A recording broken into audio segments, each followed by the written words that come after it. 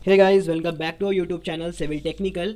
And आज जो मैं टॉपिक लेके आया हूँ वो बहुत हेल्पफुल होने वाला है उनके लिए जो लाइक घर पे काम कर रहे हैं या सुपरवाइज कर रहे हैं कोई बिल्डिंग को जो कि रेसिडेंशियल है, तो उनके लिए बहुत हेल्पफुल होगा। तो टॉपिक है आपका कॉलम री इन्फोर्समेंट फॉर रेसिडेंशियल बिल्डिंग, जो कि आपका G+1 होगा, मतलब एक स्टोरी का बिल्डिंग होगा। और यहाँ पे जो भी डिटेलिंग मैं आपको प्रोवाइड करूँगा कि कैसे करते हैं, वो थंब रूल पे बेस्ड होगा। थंब रूल कुछ भी नहीं होता है कि हमारे पास सर्टन साइड एक्सपीरियंस होता है सर्टन ईयर का, लाइक 2 ईयर 4 ईयर्स, और उसमें हम लोग फिर उसके बाद ये एनालाइज कर सकते हैं कि ओके M15 या M20 हम लोग इस काम के लिए आराम से यूज़ कर सकते हैं, या M20 इतना लोड आराम से इतने ड्यूरेशन के लिए रजिस्ट कर सकता है। तो थंब रूल यूज़ करेंगे। थंब रूल यूज़ करने से फ़ायदा क्या है कि आप बहुत ईजिली कभी भी आपको ये हो कि G+1, इवन मैं वीडियो के एंड में ये भी बताऊंगा कि अगर ये G+1 से ज़्यादा हो जाता है तब वहाँ पे आप क्या करोगे, फिर वहाँ पे आप कैसे यूज़ करोगे, क्या आपका जो कॉलम का जो भी डायमेंशन है वो कैसे बढ़ता या घटता है रिगार्डिंग आपका अगर स्टोरी बढ़ रहा है, तो वो भी आपको एंड में यहाँ पे बताने वाला हूँ। सो वीडियो शुरू करने से पहले if you are new to our channel, please subscribe our channel and press the bell icon. इससे आपको हमारे लेटेस्ट अपडेट हमेशा मिलते रहेंगे। ओके, तो बैक टू द टॉपिक।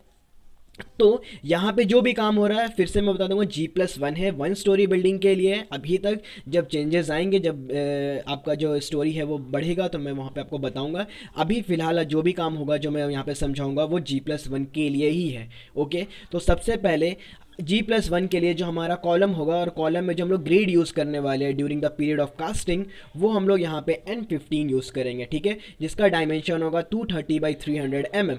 ठीक है, अब ये 230/300 के अगर इंचेस में बोले तो वो हो जाएगा 9 इंचेस/12 इंचेस। ठीक है, जैसे कि ये अब यहाँ पर हमारे पास कॉलम है। ठीक है, तो ये हो गया आपका 9 इंचेस ये सेक्शन, और ये सेक्शन हो गया 12 इंचेस, जो कि होगा 230 mm/300 mm। ठीक है, और यहाँ पे M15 यूज़ होगा, तो M15 की मिक्स रेशियो आपको पता होगा, अगर नहीं पता है तो देख लो, 1:2:4। ठीक है, तो ये क्या हो गया, 1 stand for cement, 2 stand for sand and 4 stand for aggregates. ठीक है, तो ये भी M15 भी आप लोग यूज़ कर सकते हो, लेकिन अगर आप M15 यूज़ करोगे तो कॉलम साइज आपको क्या रखना होगा, 9 इंचेस/12 इंचेस। अभी देखो 9 इंचेस/12 इंचेस रखोगे आप, तो क्या होगा कि आपको जो नंबर ऑफ बार्स होंगे वो कितना आपको प्रोवाइड करना है, तो आपको वहाँ पे 6 प्रोवाइड करना है। 1 2 3 4 5 6। ठीक है, 9 इंचेस/12 इंचेस का अगर हमारा कॉलम साइज है तो नंबर ऑफ बार्स कितने हो जाएंगे, 6 हो जाएंगे। ओके, अब अगर हम लोग 6 यहाँ पे नंबर ऑफ बार यूज़ कर रहे हैं, तो यहाँ पे हमारा जो आपका डाया होगा वो हम लोग को यहाँ पे कितना यूज़ करना है, 12 mm का। मतलब 12 mm का डाया थ्रू आउट आपको, और जितने भी 6 है ना, तो 6 के लिए आपको कितना रखना है, 12 mm। 12 mm सफिशियंट हो जाएगा आपका 9 इंचेस/12 इंचेस के कॉलम के लिए, जिसकी ग्रेड होगी M15 जहाँ पे यूज़ करने वाले हैं। किसके लिए, फिर से मैं रिमाइंड करा दूं, ये है आपका G+1 बिल्डिंग के लिए। अब ये थोड़ा सा टेक्निकल है, कोशिश करो कि इसको समझ जाओ। ठीक है, क्योंकि हमें यहाँ पे क्या करना होगा, लिंक प्रोवाइड करना होगा। ये लिंक प्रोवाइड होगा, और यहाँ पे हम लोग को इसको जो आप लोकल लैंग्वेज में बोलते हैं रिंग बांधना, तो यहाँ पे हम लोग रिंग लगाएंगे। ठीक है, और जिसको हम लोग लैटरल टाइज बोलते हैं, तो लैटरल टाइज कितने का होगा, 6 mm का होगा। और सेंटर टू सेंटर स्पेसिंग कितना रखना है हमें, 150 mm रखना है। ओके, अब यहाँ पे थोड़ा सा एक टेक्निकल है, आप इसको समझने की कोशिश करो। ठीक है, ये हो गया हमारा प्लिंथ लेवल, ये हो गया फ्लोर लेवल, और ये हो गया लैपिंग जोन। ये एक कॉलम है, तो सबसे पहले आपका काम होगा कि कॉलम को 3 पार्ट में डिवाइड कर लो। फर्स्ट करो कि 9 मीटर का कॉलम है, तो अगर उसको 3 पार्ट में डिवाइड करोगे तो ऊपर का 3 मीटर, बीच का 3 मीटर, और एंड का 3 मीटर, मतलब प्लिंथ लेवल से ऊपर 3 मीटर हो गया। लैपिंग जोन आपका 3 मीटर का हो गया, और आपका जो फ्लोर लेवल है वो आपका 3 मीटर का हो गया, एग्जाम्पल के तौर पे। ठीक है, अभी देखो कि प्लिंथ लेवल पे आपको कितना प्रोवाइड करना होगा, जो हमारा लैटरल टाइज होगा उसका स्पेसिंग जो प्रोवाइड करोगे सेंटर सेंटर, वो प्रोवाइड करोगे 150 mm। फ्लोर लेवल पे भी आप 3 मीटर तक कितना प्रोवाइड करोगे, 150 mm। बट जब आप लैपिंग जोन में आते हो, ये हमारा लैपिंग जोन है, तो यहाँ हमें प्रोवाइड करना होता है 175 mm। यहाँ पे सेंटर टू सेंटर स्पेसिंग जो है वो इंक्रीज़ करता है। इंक्रीज़ क्यों करता है वो भी मैं बता रहा हूँ। इंक्रीज़ इसलिए करता है क्योंकि ये आपका यहाँ पे बकलिंग इफेक्ट पड़ता है, तो बकलिंग इफेक्ट को रेजिस्ट करने के लिए हमें जो रिंग का जो सेंटर सेंटर स्पेसिंग है वो हमें बढ़ाना होगा, और उसे हमें 150 mm से यहाँ पे 175 mm कर देना होगा। इसलिए जब आप कॉलम के लिए जब रिंग बांध कर वहाँ पे जब रिंग बंधा रहा होगा, लैटरल टाइज जब बांध रहा होगा, तो आपको ये चीज़ ध्यान में रखना है। ठीक है, अदरवाइज लैटरल टाइज आपका 6 mm होगा, सेंटर टू सेंटर स्पेसिंग क्या होगा, 150 mm यहाँ पे रहने वाला है। ये किसके लिए, ये M15 के लिए। ठीक है, अब हम लोग थोड़ा सा ग्रेड को बढ़ा के देखते हैं। ठीक है, सेम सीन है, सिनेरियो कुछ भी नहीं बदला है, बस यहाँ पे हमने ग्रेड को बढ़ा दिया। ठीक है, वहाँ पे हमने 115 यूज़ किया, अब यहाँ पे M20 यूज़ करते हैं। जाहिर है कि M20 क्या होता है, आपका N15 से ज़्यादा स्ट्रेंथ प्रोवाइड करता है। सबसे पहले M20 का हम लोग मिक्स रेशियो देख लेते हैं। वो होता है 1.5:3, मतलब 1 stand for cement, 1.5 stand for sand and 3 stand for aggregates. ठीक है, तो उस कंडीशन में क्या होता है ना कि हम लोग जो कॉलम साइज होता है, जो डायमेंशन होता है, वो घट जाता है। ठीक है, अगर हम ज़्यादा स्ट्रेंथ प्रोवाइड कर रहे हैं तो हम लोग वहाँ पे कॉलम साइज़ को घटा सकते हैं। ठीक है, तो फिर 9 इंचेस बाय 9 इंचेस का आपका जो कॉलम का डायमेंशन रहेगा वो सफिशिएंट हो जाएगा G+1 बिल्डिंग के लिए। ओके, तो जैसे कि यहाँ पे 230 mm बाई 230 mm है, लाइक इसको अगर इंचेस में बोलेगा तो 9 इंचेस बाई 9 इंचेस है।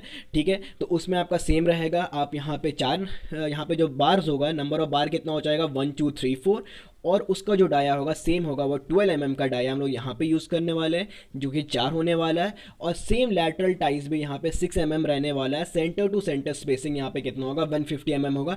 बट इसमें भी जैसे मैंने यहाँ पे लैपिंग जोन और फ्लोर लेवल का जो मैंने यहाँ पे कंडीशन आपको बताया, आपको उसी तरह यहाँ पे भी इसको मेंटेन करना है। और उसी तरीके से 150 mm यहाँ पे जाएगा, 150 mm यहाँ जाएगा, और लैपिंग जोन में आपको 175 mm प्रोवाइड करना है।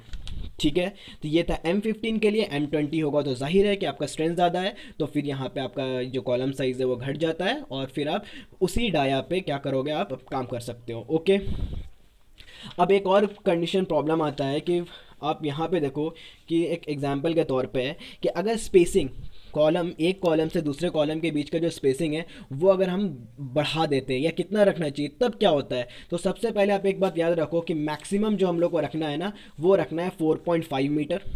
ठीक है, और आपका जो मिनिमम होगा वो 2 मीटर। ठीक है, उस अगर वो आपका मैक्सिमम है तो आप इस पे काम आराम से आंख बंद करके काम करोगे, फिर आपको कुछ सोचना नहीं है कि आप आराम से फिर जो रेशियो है उस रेशियो पे अपना कॉलम खड़ा कर सकते हो, अगर आपका मैक्सिमम 4.5 मीटर जा रहा है और मिनिमम आपका 2 मीटर से ज़्यादा हो रहा है। बट अगर क्या होता है, कभी कभी कंडीशन ये हो जाता है कि कॉलम साइज़ बढ़ जाता है। जैसे कि अभी यहाँ मान के चलते हैं कि यहाँ से यहाँ पे एक मेरा कॉलम है, यहाँ से एक मेरा यहाँ भी कॉलम है, तो दोनों के बीच का डिस्टेंस है वो 4.5 के अंदर में ही है, 4.5 मीटर के अंदर में, तो सफिशिएंट है। हम M20 यूज़ करके 9 इंचेस बाई 9 इंचेस का कॉलम खड़ा कर सकते हैं, कोई परेशानी तो वहाँ पे नहीं होने वाला है। बट अगर यहाँ पे ना कॉलम दे, कोई सर्टेन रीज़न, बहुत सारा रीज़न होता है कि हम यहाँ नहीं प्रोवाइड कर सकते, आगे प्रोवाइड कर रहे हैं, या हमें नंबर ऑफ़ कॉलम्स कम रखने हैं, तो उस कंडीशन में हमें क्या करना होगा।